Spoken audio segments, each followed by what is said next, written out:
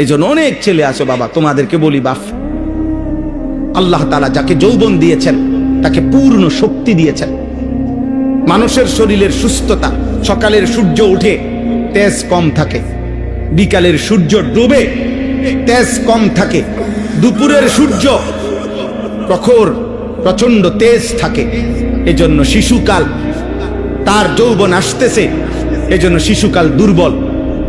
আবার বৃদ্ধকাল, তার যৌবন শেষ হয়ে যাইতেছে, এজন্য দুর্বল। এই জন্য যৌবন দুপুরের সূর্যের মতো, যেখানে প্রচন্ড তেজ থাকে, শক্তি থাকে, হিম্মত থাকে। কমপক্ষে 15 থেকে 40, এই 25 বছর মানুষের মাথার চুল থেকে পায়ের নখ পর্যন্ত সারা দেহে, সারা অঙ্গে পূর্ণ শক্তি থাকে। চোখে পূর্ণ শক্তি, কানের পূর্ণ শক্তি, নাকের পূর্ণ শক্তি, বিবেকের পূর্ণ শক্তি, খাবারের পূর্ণ চাহিদা, লজ্জাস্থানের পূর্ণ চাহিদা, পায়ের পূর্ণ শক্তি, সবকিছু শতভাগ পূর্ণ মাত্রায় আল্লাহ তাআলা যৌবনকালে দেয়। এজন্য বুদ্ধি, বিবেক, বিবেচনা, অনুভূতি, উপলব্ধি, পরিকল্পনা, ইচ্ছা, উদ্যম, সাহস, হিম্মত সবকিছু যৌবনেই করতে হয়। এটাই নিয়ম, এটাই নিয়ম, রাহো রাহো, এটাই নিয়ম। এই যৌবন সুন্দর সময়টা, 18 বছরের ছেলে 6 ঘন্টা 8 ঘন্টা ব্যয় করে দিলা মোবাইল টিপতে টিপতে, তো জীবন গড়বা কেমন?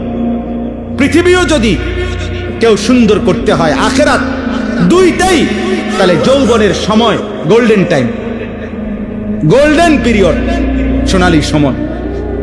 কেউ যদি নিজে নিজে ভাবে যে আমি আল্লাহ চাহে তো একটা ভালো চাকরি করব, ভালো একটা ব্যবসা করব, আমি ভালো টাকা রোজগার করব, একটা ভালো বংশীয় মেয়ে বিয়ে করব, একটা ঘর দুয়ার করবো ইনশাআল্লাহ, সমাজে একটা ভালো অবস্থান নিয়ে চলবো, তাহলে এই দুনিয়ার এই পরিকল্পনাটাও যদি কেউ করে, তাহলে তাকে যৌবনে তার সময়টা কদর করে মেহনত করতে হবে।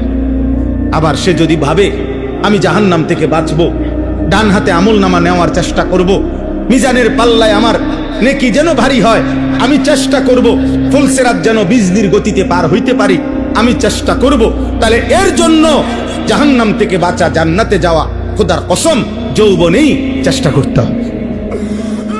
60 বছর বয়সে তো আর দুর্বলতার সময়, এই সময় তো কুলাইয়া পারে না, উনি একটা করলে আরেকটা ধরতে পারে না। ইচ্ছা থাকলেও বয়স্ক মানুষ তো হাজারো স্বপ্ন, ইচ্ছা বাস্তবায়ন করতে পারে না, বার্ধক্যের দুর্বলতার কারণে। দুর্বলতার কারণে মন তো অনেক কিছু তখন চায়, কিন্তু শরীর, সম্পদ, উপার্জন সবকিছুই তখন কমে যায়। ফলে আর ইচ্ছে থাকলো তার হাতে শক্তিও নাই, পকেটে টাকাও নেই, পকেটে টাকাও নেই। আল্লাহ তাআলা তোমাদেরকে বুঝার তৌফিক দান করে। নিজেদের এই হায়াতের কদর করো ভাই, কদর করো। সুস্থ সবল পূর্ণ শক্তির সময়টাকে কাজে লাগাও, কাজে লাগাও। দুনিয়াও গড়ো, আখিরাতও গড়ো। আল্লাহ তাআলা তৌফিক দেন। নবীজি সাল্লাল্লাহু আলাইহি ওয়াসাল্লাম যখন বলতেছিলাম, মক্কার জীবনে যখন কালেমার দাওয়াত দিতেন, মানুষদেরকে আল্লাহর দিকে ডাকতেন, মক্কার কাফেরদেরকে, তখন নবীজি বিশেষভাবে দাওয়াতের কথা বললে, আল্লাহর কথা বলতে গিয়ে দুইটা কথা বলতেন। একটা হলো ঈমান গ্রহণ করিলে, কালেমা গ্রহণ করিলে জান্নাতের পুরস্কার কি হবে সেটাও শুনাইতেন। আবার গ্রহণ না করলে আল্লাহর আযাব কি হবে দুনিয়াতে এবং আখিরাতে সেটাও বলতেন। মানে নবীজি জান্নাতের সুসংবাদও দিতেন, আবার জাহান্নামের ভয়ও দেখাইতেন, আযাবের ভয়ও দেখাইতেন। কিন্তু মক্কার কাফেরদের একটা বদভ্যাস ছিল, যখনই নবী সাল্লাল্লাহু আলাইহি সাল্লাম আযাবের কথা বলতেন, জাহান্নামের আযাব, দুনিয়ার আযাব, তখন তারা বিদ্রুপ করত, ঠাট্টা করত, টিটকারি করত। আরে না, এটা হইতো না, হুদা এরকম কয়, এগুলো বলেই। এখানে আছে আতাইদানিনি আন উখরাজা ওয়া কাদ খালাতিল কুরুন মিন ক্বাবলি, 26 পারায় সূরা আহকাফের মধ্যে আছে। এক নাফরমান সন্তান, তার পিতা মাতা তাকে দিবানিশি আল্লাহর প্রতি ঈমান আনতে বলতো, আর ওই সন্তান বলতো, মা বাবা তোমরা বুঝি আমারে এই আখেরাত পরকালের ভয় দেখাও। আখেরাত আর পরকালে আবার সবগুলো মানুষ ফিরে আসবে হাসরের মাঠে। তো এই পর্যন্ত কত মানুষ যুগে যুগে অতিবাহিত হইয়া মরে গেল, কই তারা দিক কেউ ফিরে আইলো না, আমি কিত্তাম মরলে ফিরাম। এভাবে বিদ্রুপ করত আবু লাহাব। নবীজি সাল্লাল্লাহু আলাইহি সাল্লামের প্রচন্ড বিরোধিতা করত। তো ওর সমবয়সী কিছু সাহাবী যারা নবীজির সাহাবী ছিল, ওরা মাঝে মাঝে বলতো আবু লাহাব, সে হাত নাড়তো বেশি। আবু লাহাবের বদভ্যাস ছিল নবীজির পিছনে পিছনে যাকেই নবীজি কালেমার দাওয়াত দিতেন সে তাকে পিছন থেকে এরকম হাত নাড়া নাড়া নিষেধ করতো, মানে শূন্য না, এটি শূন্য না। তো সাহাবীরা তাকে বলতো, আবু লাহাব, আল্লাহ তো ইচ্ছে করলে তোমার হাতে আযাব দিতে পারে, হাত অবশ হইয়া যাইতে পারে। তখন সে তাফসীরের মধ্যে আছে, আবু লাহাব পরের দিন সকালবেলা ওই সাহাবাদের এই কয়েকজনকে কাছে গিয়া বলতো, এই দেখো হাত, এ কিচ্ছু হয়েছে না, সাও তুমি যে কইলা আযাব দিব, কই আযাব কই, আমার হাত দিয়ে ঠিকই আছে। এত বড় গাদ্দার ছিল, এত বড় বেয়াদব। এ ঠিক এরকম নবীজি একদিন এই মক্কার কাফেরদের সামনে আযাবের কথা বলছেন, যে দেখো আল্লাহর আযাব আসবে দুনিয়াতেও আখিরাতেও। আল্লাহ কাউকে নূহ আলাইহিস সালামের জাতিকে পানির আযাব দিয়া ধ্বংস করে দিছে, লূত আলাইহিস সালামের জাতিকে পাথরের বৃষ্টি বর্ষণ করে মাটি উল্টায়া ধ্বংস করে দিছে। এভাবে সব শুনাইছেন। এই সময় একজন কাফের নজর ইবনে হারিস, এই কাফের সর্দার আল্লাহর নবীর উপস্থিতিতে বিদ্রুপ করে, টিটকারি করে, ঠাট্টা করে আল্লাহর সামনে, আল্লাহর কাছে হাত তুলছে, মুনাজাতের মতো হাত তুইলা নবীজির সামনে বলতেছে, আল্লাহুম্মা ইন কানা হাদা হুয়াল হাক্ক মিন ইনদিক ফাআমতির আলাইনা হিজারাতাম মিনাস সামা আবিতিনা বিআযাবিন আলীম। হে আল্লাহ, মুহাম্মদের কথা মতো যদি সত্যি সত্যি তুমি আযাব দিতেই পারো, তো তাইলে এখন আমাদেরকে আযাব দাও, আমরা তোমার কালেমা গ্রহণ করলাম না, চাই তুমি সর্বোচ্চ কি আযাব আছে তোমার কাছে এটা দাও। চিন্তা করছেন কেমন গাদ্দার? হ্যাঁ, জবান বড় সাংঘাতিক। এই জবানে কথা বলতে অনেক সতর্ক থাকা উচিত। আমরা অনেক সময়, অনেক মানুষ আছি, সাধারণ মানুষ, অনেক সময় অনেক কথা হাস্যরসিকতার ছলেও বিদ্রুপাত্মক কথা দিন নিয়ে, ইসলাম নিয়ে, আলেম নিয়ে অনেক সময় বলি, বুঝেন নাই? পরে জিজ্ঞেস করলে হয়তো বলবে আমি এত কিছু ভাইব্যা বলি নাই। না না, এত কিছু ভাইব্যা বলেন নাই কেন? ইসলামের কথা, আল্লাহর কথা, কোরআন সুন্নাহর কথার ক্ষেত্রে মন্তব্য করতে সর্বোচ্চ সতর্ক থাকা উচিত। কারণ এর পিছনে আমার ঈমান, এর পিছনে আমার ঈমান। যেমন মনে করেন অনেক সময় আছে অনেক মানুষ কথার প্রসঙ্গে আও রাখেন, সব কথার মধ্যে কোরআন কিতাব টাইনা নেন, কথা বলেন, এমন কথা বলে কিনা কেউ? প্রত্যেক কিছুর মধ্যে মিয়া হুজুরারে টাইনা আনেন, মিয়া সব কিছু হুজুরারে জিঙ্গাইলে চলন যাবো নি দুনিয়া। তাহলে কারে জিগাইব? বাকিটা আমনে যে হুজুরারে জিগান যাইবে না কিছু জিনিস, তো ওই জিনিসগুলো আমনে কারে জিগাইয়া চলবেন? শয়তান রে। কথা বলেন না কেন? শয়তান রে জিজ্ঞাসা করে চলবেন। তাইলে এটা কি বললেন? এটা কি আপনি দিনকে বিদ্রুপ করলেন না? হ্যাঁ, প্রত্যেক কথায় কথায় কেবল দাড়ি লইয়া করে এত এরু শুরু করলেন কাজ, আর কোনো কথা নাই। হ্যাঁ, আর ওয়াজ নাই? আর ওয়াজ আছে তো, এটাও তো একটা ওয়াজ। আপনি এটাকে বিদ্রুপ করলেন কেন? কি হুজুর আজকে দাওয়াত কয়টা? কি বললেন? এটা কি বলতে চাইলেন হুজুরকে? কোন আলেমে দিনকে কি বললেন? হুজুর আপনার ঘর কিতা একটা দাওয়াত খাওয়ান, তো আপনি বৈশা দাওয়াত খাই কেমনে, বা শুইয়া দাওয়াত কেমনে খায়, আপনি সিস্টেম বলে দেন। আপনার যেহেতু কামড়াইতে আছে হুজুরের দাওয়াত খাওয়াতে, তাহলে আপনি যে আপনারে দাওয়াত খাওয়াইতে আপনি বলেন যে হে গ্রামবাসী, আপনারা হুজুর, ইমাম, আলেম ওনা করে দাওয়াত না খাবাইয়া আমার মতো একটা বুঝমান বিড়ি খাওয়াইন না, চা দুয়ারে গত মারুন না, টেলিভিশন দেখুন না, আমারে আপনারা সবাই দাওয়াত খাওয়ান। আপনি বলেন আপনারা খাবাইলে আমার সমস্যা কি? কথা বলেন না। আপনারা যদি গ্রামবাসী দাওয়াত খাওয়ায় আমার অসুবিধা কি? কিন্তু আপনি এটা কি বললেন? এই জন্য মন চাইলেই বলে ফেললেন, হ্যাঁ আপনি মুখ দিয়ে আসছে বলেই বলে ফেললেন। সাবধান। যত কিছু আমি কথা প্রসঙ্গে বলে গেলাম, যত কিছু ইসলামের চিহ্ন বহন করে, মসজিদ, মাদ্রাসা, কোরআন, হাদিস, তসবি, মেসওয়াক, দাড়ি, টুপি, পাঞ্জাবি, পায়জামা, আলেম, হাফেজ, ইমাম, মুয়াজ্জিন, খতিব, ওয়াইজ, পীর, বুজুর্গ, আউলিয়া, যত কিছু ইসলামের চিহ্ন, মানে যেটা দেখলে বোঝা যায় এটা ইসলামী নিদর্শন, দ্বীনের নিদর্শন, এমন ছোট্ট একটা মেসওয়াককে, তসবির দানাকেও তুচ্ছ তাচ্ছিল্য করা, অবজ্ঞা করা, ঠাট্টা করা, কুফরি কুফরি কুফরি। কি ঠাট্টা করা কি বলেন না? আবার বলেন কি? সাবধান। কথা বলতে খুব সতর্ক থাকে। কোরআনুল কারীমের মধ্যে আছে, আল্লাহ তাআলা নবীজি আরে ঈমান সাহাবাদেরকে বলছে, হে আমার নবীর সাহাবারা সাবধান, আমার নবীর আওয়াজের উপরে তোমার আওয়াজ যেন না বাড়ে। ভিন্ন কথা তো বলার সুযোগই নাই। লা তারফাউ আসওয়াতাকুম ফাওকা সাওতিন নবী, নবীর আওয়াজের উপরে আওয়াজ বড় করবা না, তাইলে পুরা জিন্দেগীর আমল এক মিনিটে আন তাহবাতা আমালুকুম, পুরা জীবনের আমল শেষ হয়ে যাবে।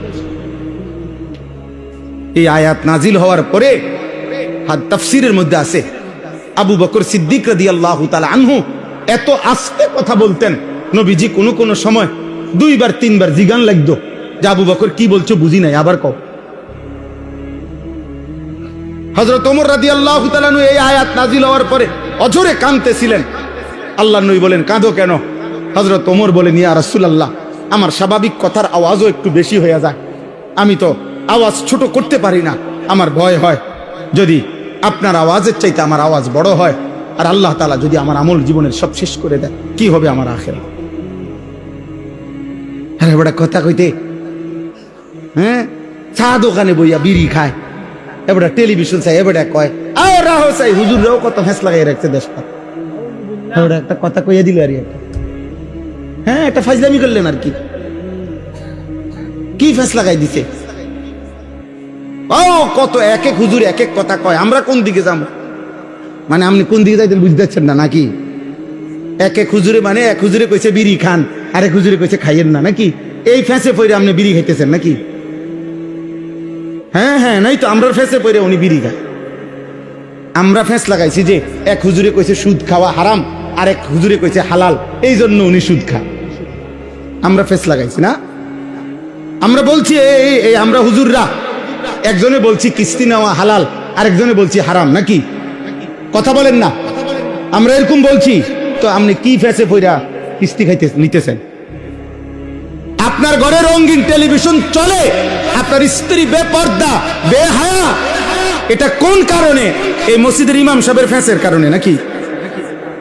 তো কি বললেন? এটা হুজুররা ফেস লাগাই রাখছে। কি ফেস লাগাইছে? কোন হালালটাকে হারাম বলছে, কোন হারামটাকে হালাল বলছে? আপনি বলেন, বলেন। সাবধান মুসলমান, নিজের আখিরাত নষ্ট করবেন।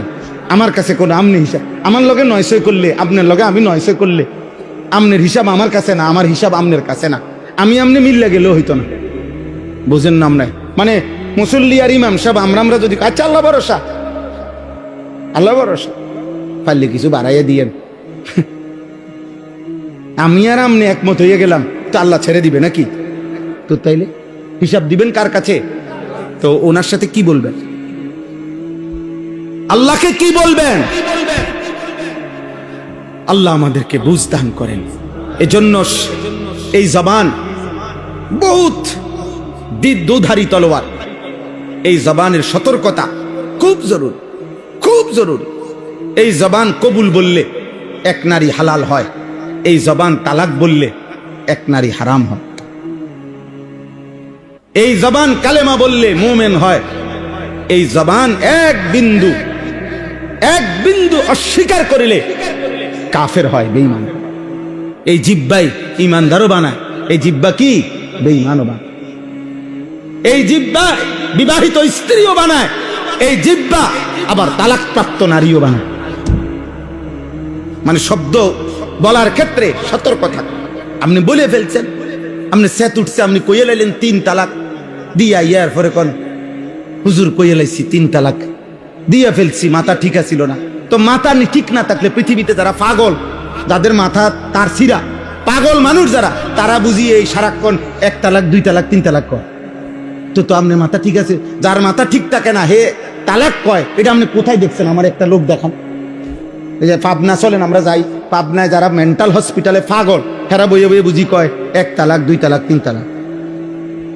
তো তাইলে আপনি কি বললেন? এটা মাথা ঠিক আছিল না দেখে আপনি মহিলাটারে 1 তালাক 2 তালাক 3 তালাক বললেন। এত বড় মিথ্যা কথা, মিথ্যুক। এটা কারে বললে বেটা? এটা হুজুরের মোল্লারে বুঝাই দিলা? হ্যাঁ, আল্লাহরে বুঝাইতে পারবেন আপনি কথাইটা? কথা বলেন না। আপনি মাথা ঠিক আছিল না? আপনার মাথা 100 গুণ ঠিক আছিল বেটা। তুমি জানো এটা বললে মহিলা তালাক হয়, তুমি বুঝছেই তো এটা বলছো। তুমি নালে সালাক কইলে না, 1 সালাক 2 সালাক 3 সালাক, এটা বললেন না কেন? সাবধান। অতএব দিন মানা জরুরি, আল্লাহকে মানা জরুরি, আখিরাত মানা জরুরি। মামুলি খামখেয়ালি করলে হবে না। আল্লাহ আমাদেরকে বুঝার তৌফিক দান করে। চলেন এবার এই তর্জমাটা শুনে। এই কাফের বেঈমান নজর ইবনে হারেস যখন এই কথা বলল, আল্লাহ তাআলা তখন এই সূরা নাজিল করলো। করে আল্লাহ বলতেছেন সাআলা সাইল। এবার শুধু তর্জমা শুনেন। আল্লাহ বলেন সাআলা সাইলুম বিআযাবিন। নবী বন্ধু, আপনার সামনে এক বেঈমান, নিশ্চিত যেই আযাব আমি আল্লাহর পক্ষ থেকে আসবে, এই আযাব নিজের থেকে আমি আল্লাহর আযাব চাইতেছি, আপনার সামনে কামনা করছে আমি আল্লাহর কাছে, আপনি দেখতেছেন। পরে বলেন লিল কাফিরিনা লাইসা লাহু দাফি'। নিশ্চিত এই আযাব কাফের বেঈমান নাফরমানদের জন্য আসবেই আসবে, আর এই আযাব প্রতিহত করার মতো ক্ষমতা কারো হবে না। কেন? কারণ মিনাল্লাহি জিল মাআরিজ, সর্বোচ্চ ক্ষমতা, মর্যাদা, সম্মান, ইজ্জত অধিকারী, সর্বোচ্চ ক্ষমতার অধিকারী যেই মহান আল্লাহ, এই আযাব আসবে সেই আল্লাহর পক্ষ থেকে। আর ওই মাওলার আযাব, ওই মাওলার সিদ্ধান্ত ঠেকাইতে পারে এমন শক্তি কায়নাতের কারো নাই। আছে? তারুজুল মালাইকাতু ওয়ার রূহু ইলাইহি। আল্লাহ বলেন বন্ধু ওদেরকে বলেন 24 ঘন্টা 7 তবক জমিনের নিচ থেকে 7 আসমানের ঊর্ধ্বে, 7 আসমানের ঊর্ধ্ব থেকে 7 তবক জমিনের নিচ থেকে আল্লাহর হুকুমে ফেরেশতা উঠানামা করে, আসা যাওয়া করে। কোটি কোটি ফেরেশতা, যে মালিক ফয়সালা দিলে জমিনে ফেরেশতা বৃষ্টি নিয়ে আসে, যেই মালিক ফয়সালা দিলে জমিনে ফেরেশতা রোদ নিয়ে আসে, যেই মালিক ফয়সালা দিলে জমিনে ফেরেশতা আল্লাহ তাআলার জমিনে প্রতিনিয়ত আল্লাহর সিদ্ধান্ত বাস্তবায়ন করে, যেই ফয়সালা আল্লাহ দিলে কোরআন জিব্রাইল নবীর কাছে তাৎক্ষণিক নিয়ে আসে।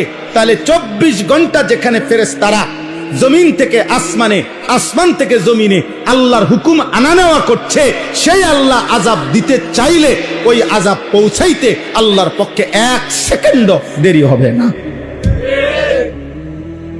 তবে চূড়ান্ত আযাব কোন দিন হবে?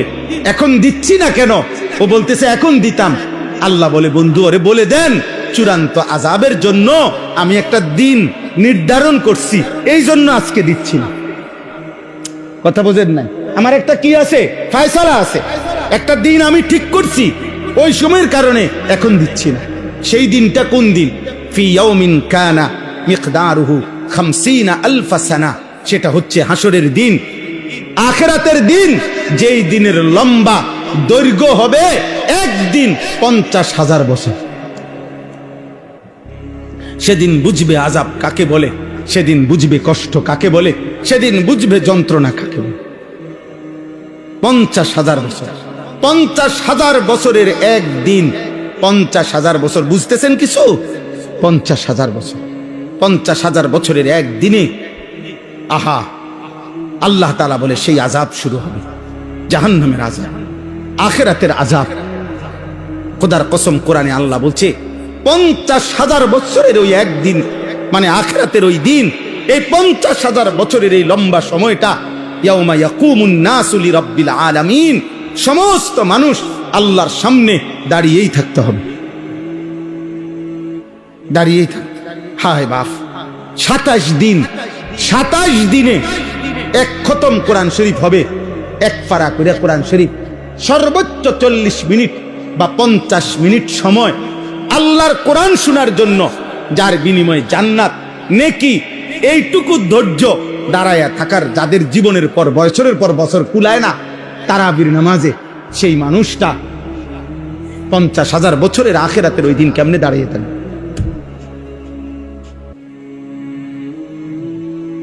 কথা বলেন।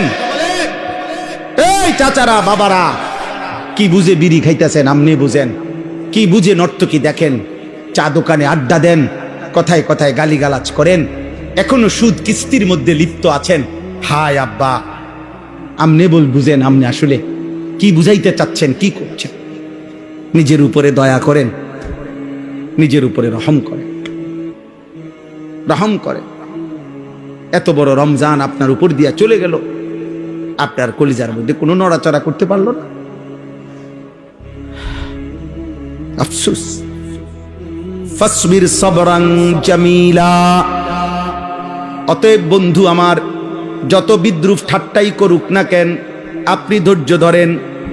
ইন্নাহুম ইয়ারাউনাহু বাঈদা।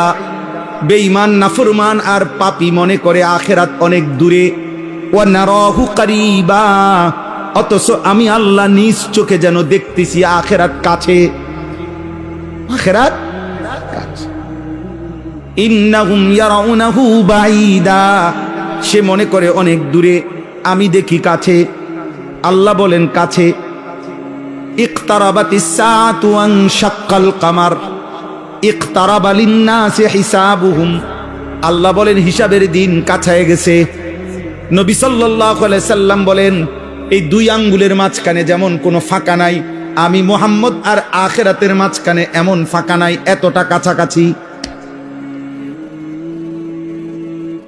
কারণ 1450 বছর হোক আর আরো কিছুদিন হোক, আখিরাতের 50,000 বছরের তুলনায় তো এটা কিছুই না। আর দ্বিতীয়ত এটাও একটা বিষয় যে যে যখন মৃত্যুবরণ করে তার আখিরাত তো শুরুই হয়ে গেল, সে তো আর দুনিয়ায় ফিরবে না। তা এরপরে দুনিয়া থাকলেই কি, ইসরাফিল ফু না দিলেই কি, আপনি তো আর আইতেন না। কথা বোঝেন নাই? আমার মৃত্যুর পরে যদি আরো 500 বছর পরেও ইসরাফিল ফু দেয় দোক না, কিন্তু আমি তো নাই, তো আর দুনিয়া ভোগ করার সুযোগ আছে আমার? তো তার লাভ। এরপরে দুনিয়া থাকলে কি না থাকলে, আমি তো মরে গেছি। ইয়াউমা তাকুনুস সামাউ কালমুহল ওয়া তাকুনুল জিবালু কালইহন ওয়া লা ইয়াসআলু হামিমুন হামিমা ইউবাসসারুনাহুম। এখানে আল্লাহ তিনটা কথা বলছে। শোনো বান্দা, যেদিন ইসরাফিল ফু দিবে, কিয়ামত শুরু হবে, তো 7 আসমান তামা সীসা আগুনের মধ্যে গলাইলে যেরম গলে গলে পড়তে থাকে, 7 আসমান এভাবে গলিত তামার মতো গলে গলে পড়তে থাকবে। 1 2 ওয়াতাকুনুল জিবালু কালইহন। তুলা, তুলা, লেফ তোষকের তুলা যেরকম লেফ তোষক বানাইবার আগে ধুনায়, ধুনানো বুঝেননি? মেশিন দিয়া হোক আর বাইরে ইয়া হোক, ধুনায় না? এই ধুনানোর পরে তুলা যদি বাতাসে ছেড়ে দেওয়া হয়, এটা যেরকম উঠতে থাকে, আল্লাহর কসম আল্লাহ বলে পাহাড়গুলো ইসরাফিল ফু দিলে এরকম ধুনিত তুলার মতো উঠতে থাকবে। 3 হাসরের মাঠ কায়েম হবে। ওয়ালা ইয়াসআলু হামিমুন হামিমা ইউবাসসারুনাহুম। পৃথিবীতে যার সাথে যার কলিজার বন্ধুত্ব ছিল, সর্বোচ্চ ঘনিষ্ঠ বন্ধুত্ব ছিল, সেই আপন বন্ধু ওই বন্ধুকে সচক্ষে কাছে দেখবে, কিন্তু খোদার কসম একজন আরেকজনকে কিছুই জিজ্ঞেস করবে। 4 নাম্বার এই শেষ কথা, এটা ইয়াওয়াদ্দুল মুজরিমু লাউ ইয়াফতাদি মিন আযাবি ইয়াউমিইদিন বিবানি। আল্লাহ তাআলা বলেন সেদিন পাপী, মুজরিম, নাফরমান, পাপী, বেঈমান আল্লাহর আযাবের দৃশ্য জাহান্নামকে যখন নিজ চোখে দেখবে তখন একটা চিৎকার দিবে আর বলবে, আল্লাহ আমার ছেলে মেয়ে সবগুলারে জাহান্নামে দিয়ে দেন, আমার স্ত্রীকে জাহান্নামে দিয়ে দেন, আমার ভাই বোন পরিবারকে জাহান্নামে দিয়ে দেন, আমার বংশের গোষ্ঠীর সকলকে জাহান্নামে দিয়ে দেন। এই পৃথিবীর কিয়ামতের মাঠে এখন যারা দাঁড়িয়ে আছে সকলকে জাহান্নামে দিয়ে দেন, তবুও আমি একা, আমার জাহান্নাম থেকে বাঁচায়। ইয়াওয়াদ্দুল মুজরিমু লাউ ইয়াফতাদি মিন আযাবি ইয়াউমিইদিন বিবানি ওয়া সাহিবাতিহি ওয়া আখিহি ওয়া ফাসিলাতিহি আল্লাতী তু'যি ওয়া মান ফিল আরদি জামিআ সুম্মা ইউনজি। ফেরেশতা বলবে এটা তোমার স্ত্রী, বলছে আরে ফালা জাহান্নামে, আমারে বলো বাঁচাইতে। আরে তোমার বাপ মা, আর রাখ মা বাপ, আমারে বলো বাঁচাই। ইয়া রব্বি নাফসি নাফসি, আয় করিম আমাকে বাঁচা। এই নাফরমান এটা বলবে, পাপী এটা বলতে থাকবে। আল্লাহ বলেন কাল্লা, কখনোই হবে না, না বান্দা, কাল্লা কখনোই না। ইন্নাহা লাযা, নিশ্চিত জাহান্নামের লেলিহান আগুনে এখন তোকে ফেলা হবে। নাজ্জাআতাল লিশ-শাওয়া, আর প্রথম সেকেন্ডে তোর চামড়া খসিয়ে ফেলা হবে, চামড়া তুলে ফেলা হবে। তাদউ মান আদবারা ওয়া তাওয়াল্লা ওয়া জামাআ ফাআওয়া। এই শেষ কথা হলো আল্লাহ তাআলা বলেন, দোস্ত নওজোয়ান শুনতেছো বাপ, জাহান্নাম আল্লাহ নিজে বলেন নাফরমান পাপীকে দেখে দেখে, মিথ্যুক আল্লাহ যদি মাফ না করে, সুদখোর, ঘুষখোর, কিস্তিখোর, লুণ্ঠনকারী, মদখোর, নেশাখোর, জুয়ারি, জিনাকার, বেবিচারী, বেহায়া, বেপর্দা, বেঈমান, মুশরিক, মুনাফিক, কাফের, সমস্ত নাফরমান আল্লাহ যদি মাফ না করে কোন পাপীকে, তো ওই জাহান্নাম নিজে, আল্লাহ বলতেছে জাহান্নামের আগুন তারে ডাক দিবে, ওই নাফরমানকে আগুনে ডাক দিবে, ডাক দিয়া বলবে এদিকে এই বেঈমান এদিকে না। খোদার কসম এই আয়াতের অর্থ এটা। তাদউ মানে জাহান্নাম ডাকবে, মান আদবারা ওয়া তাওয়াল্লা, যে আল্লাহর একটা একটা হুকুম থেকে মুখ ফিরাইয়া নিছিল, ওয়া জামাআ ফাআওয়া, দুনিয়ার জীবন শুধু সম্পদ জমা করে আগলাইয়া রাখছিল, দুনিয়াটারে খুঁট দিয়া ধরে রাখছিল, দুনিয়া ছাড়তে চায় নাই, সম্পদ ছাড়তে চায় নাই। কিসের হালাল কিসের হারাম, কিসের যাকাত কিসের সাদকা, কিসের হজ কিসের উমরা, কিসের দান কিসের সাদাকা। আমি রাক্ষস, আমারে তো সব দরকার, আমি তো মরবো না। আল্লাহ বলেন এরকম পাপী, দুনিয়া লুবি, সম্পদ লুবি, চরিত্রহীন, আল্লাহর হুকুম থেকে বিমুখ, তাদেরকে জাহান্নামের আগুন ডেকে ডেকে জাহান্নামে ঢুকায় ফেলে। আল্লাহ আমাকে মাফ করে দেন, আল্লাহ আমাদের সবাইকে মাফ করে দেন। অতএব বন্ধু আমার, দোস্ত আমার, সারা পৃথিবীর বিনিময়ে একজন নাফরমান চাইবে নিজেকে বাঁচাইতে, কিন্তু কাল্লা, কখনোই হবে। অতএব এই কিশোর নওজোয়ান তোমাদের সবাইকে বলি, ওই দেখেন ওই কিছু কিছু ছেলে এমন অসভ্য, এদেরকে বলার পরেও এই মোবাইল দিয়েই ভিডিও করতেছে। বদনসিব কোনোভাবে বদলাবে না।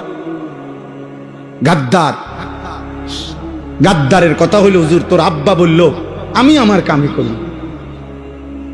হ্যাঁ হ্যাঁ, এটা জানো না মিয়া, এটা হলো বহুত বড় দুর্ভাগ্য যে আল্লাহ তার কোনোভাবে, আল্লাহ দয়া না করলে, বলছি না পরিবর্তন, কমপক্ষে বিবেকটা একটু হইল নরম হওয়া, এটা আল্লাহর দয়া। আর এই দিল, পাথর হয়তো মানুষ হাত দিয়ে ভাঙ্গা লাইতে পারবে, কিন্তু এই দিল নরম করা, খোদার কসম এটা আল্লাহ তাআলার ফয়সালা, আল্লাহর ফয়সালা। আল্লাহ না চাইলে হয় না, এটা তো শুরুতে এই জন্য বলছি, ফয়সালা কার হাতে? আল্লাহ। চলেন, অতএব আমার কথা শেষ। প্রত্যেকের কাছে অনুরোধ, কিশোর ভাই, যুবক, বয়স্ক বাবা, পর্দার আড়ালের মা বোন, সবাই মিলে আমরা আল্লাহর নাফরমানি থেকে বাঁচেন। এত বড় রমজানের পরেই আবার আগের মতো গান, নাটক, সিনেমা, নাচ গান, ড্যাক্সেট, মোবাইল সিনেমা, নাচ গান, উলঙ্গ ছবি, মদ, জুয়া, সুদ, কিস্তি, নাটক, সিনেমা, বেহায়া, বেপরদিগি, মা বোনদের বেপর্দা চলা সব যদি আগের মতো চালু হয়ে যায়, তো আমি যেন আল্লাহকে বলছি, আল্লাহ আমি তোমার রমজান নিলাম না, তোমার রমজানের পাত্তাও দিলাম না, চাই তুমি পারলে আযাব দাও। আল্লাহ আমাদেরকে হেফাজত করে, আল্লাহ আমাদের সকলকে হেফাজত করে। পরিবর্তনের জন্য আল্লাহর তৌফিক জরুরি। কারো ব্যক্তিগত যোগ্যতায়, কারো যোগ্যতায়, তিনি নবী হোক কিংবা আউলিয়া হোক, সবচেয়ে বড় ইবাদত গুজার বান্দা হোক, কারো ব্যক্তিগত যোগ্যতায় কেউ হেদায়েত পায় না। এই বিষয়টা শুধুই কেবল আল্লাহ তাআলার ফয়সালা। ফাইন্নাল্লাহা ইউদিল্লু মান ইয়াশা ওয়া ইয়াহদি মান ইয়াশা। আল্লাহ বলে, নিশ্চয়ই আল্লাহই যাকে চান গুমরাহ করেন, আল্লাহই যাকে চান হেদায়েত দেন। ফালা তাযহাব নাফসুকা আলাইহিম হাসারাত। আল্লাহ তাআলা বলেন, নবী অতএব বারবার আপনি কালেমার দাওয়াত দেওয়ার পরেও কেউ চূড়ান্ত প্রত্যাখ্যানই করছে, বারবার কোনোভাবেই ফিরতেছে না, আপনি এই কারণে ওই ব্যক্তির জন্য আফসোস করে নিজেকে শেষ করে দিয়েন, বরং আপনি আপনার জিম্মাদারি আদায় করবেন শতভাগ। বাকি ফয়সালা আমি আল্লাহর হাতে। ফয়সালা কার হাতে? আল্লাহ তাআলার হাতে। তো যেখানে রাসূলুল্লাহ সাল্লাল্লাহু আলাইহি ওয়াসাল্লামের ব্যাপারে আল্লাহ তাআলা উনাকে এটা বলছেন, তো সেখানে আমি কি? অতএব আমি কোনো জল্লাদও না, দারোগাও না যে আমি আপনারে তরবারি কাঁধে নিয়ে বলবো যে এখন কালেমা গ্রহণ করবি, নাহলে একদম কল্লা হলাই দেব, এমন না। বরং সাধ্যের সবটুকু দিয়ে বলতে থাকা। কিন্তু ফয়সালা কার হাতে? হযরত নূহ আলাইহিস সালাম 950 বছর মানুষ, বুট বাদামও খাইও না, বাপ ছোট ভাই, বাবা আব্বা খাইও না বুট, পরে পরে, ঠিক আছে? মনোযোগ দিয়ে শোনো, এমনি বসে থাকো চুপচাপ, বরকত হবে। ছোট বাচ্চাদের জেহান শক্তি ভালো থাকে, এই এমনি শুনে থাকলেও শুনতে শুনতে আরেকজনে পড়তেছে বলতেছে, এটা শুনলে অনেক কথা বলতে পারে, অনেক কথা। আমার ছোট মেয়ে 4 বছর 4.5 বছর, আমার ছেলে কোরআন শরীফ পড়ে, ওর শুনতে শুনতে সূরা ফাতিহা বলতে পারে, হাদির গজল পুরাটা কইতে পারে, লম্বা প্রায় 5-7 মিনিট, তো এই তো শুনতে শুনতে বলতে পারে। এই জন্য বাচ্চাদের জন্য উচিত এমনি শুনতে থাকা, বাকি কাউকেই গাফলতের মধ্যে ছেড়ে না রাখা। তাইলে বললাম যে নূহ আলাইহিস সালাম 950 বছর মানুষকে আল্লাহর দিকে দাওয়াত দেওয়ার সময় 950 বছর এক এলাকায় একটি নির্দিষ্ট জনগোষ্ঠীকেই তিনি দাওয়াত দিয়েছেন। তখন পৃথিবীর মানুষই ছিল এই কয়জন, উনি যে কয়জনের সামনে ছিলেন, আল্লাহর দুনিয়ায় মানুষই ছিল এরা। তো তিনি এরপরে 950 বছর, এটা কোনো মামুলি কথা না, এটা কোনো খামখেয়ালি হিসাব। 950 টাকা আর 950 বছর এক কথা না, এক কথা মনে হয়? লম্বা সময়, অনেক লম্বা সময়। এই লম্বা সময় কথা বলেও তিনি বলতেন মানুষকে, ওয়ালা ইয়ানফাউকুম নুসহি ইন আরাদতু আন আনসাহা লাকুম ইন কানা আল্লাহু ইউরিদু আন ইউগভিয়াকুম হুয়া রাব্বুকুম ওয়া ইলাইহি তুরজাউন। তিনি বলতেন, হে আমার জাতি,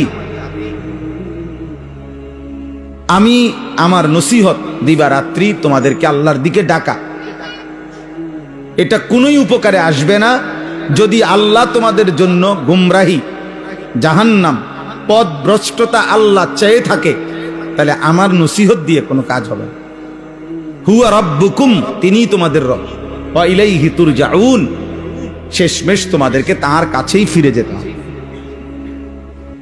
অতএব কোন নওজোয়ান তুমি আমারে অবজ্ঞা করলা, টিটকারি করলা, ফেলে দিলা, উড়াইয়া দিলা, কোনো অসুবিধা নাই, কারণ বিচার কোনো আমার কাছে না।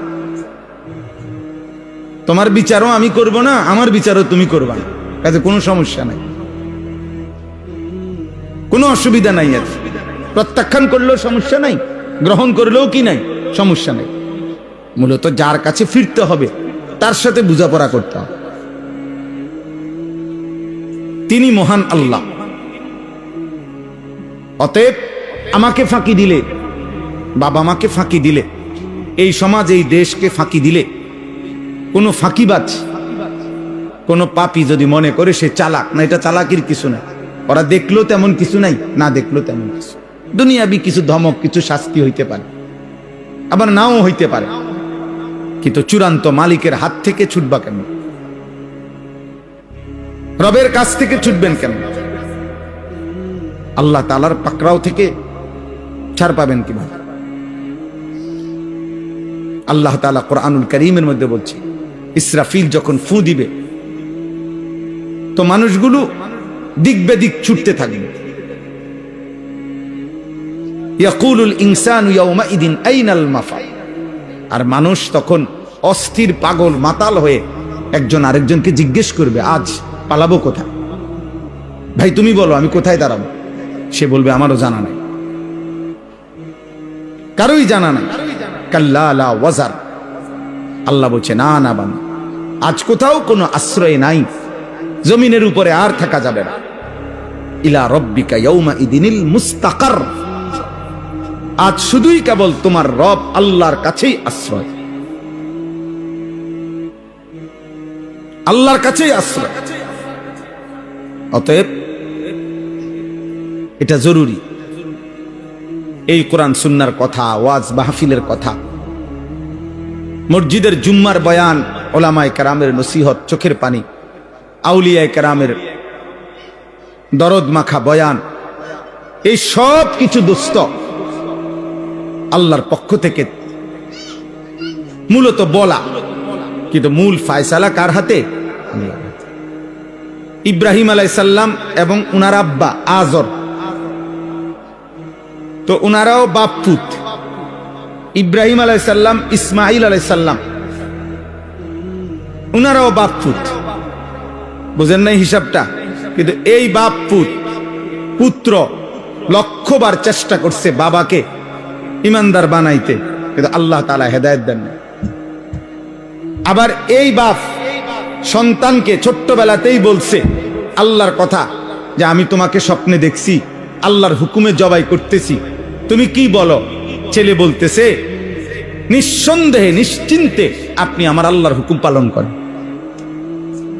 তাহলে কি আশ্চর্য চিত্র!